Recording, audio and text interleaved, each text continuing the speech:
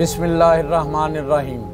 अगर कोई सलाम का जवाब ना दे तो क्या करें? अगर कोई सलाम का जवाब नहीं देता, इसके लिए मसाइल का मालूम होना ज़रूरी है कि कब सलाम का जवाब देना वाजिब होता है और कब वाजिब नहीं होता।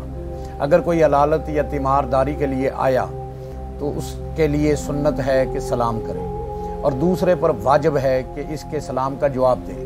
अगर कोई दरूद, विर्द, वजीफ़ा वगैरह कुछ पढ़ रहा हो या तलावत कुरान पाक कर रहा हो तो इसे सलाम नहीं करना चाहिए, और अगर सलाम कर दिया तो अब इस पर जवाब देना वाजिब नहीं। यूं ही अगर कोई खाना खा रहा है तो उस वक़्त सलाम ना किया जाए, और अगर कर लिया तो अब इस पर जवाब देना वाजिब नहीं।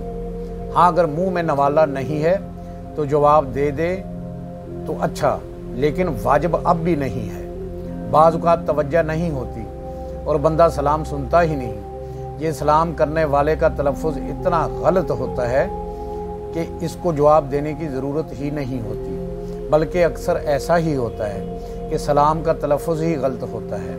लिहाजा इन सूरतों में भी जवाब सलाम का देना वाजिब नहीं। अल्लाह पाक हमें दीन समझने की, समझाने की और उस पर अमल करने की तौफ़ीक़ अता फ़रमाए। आमीन।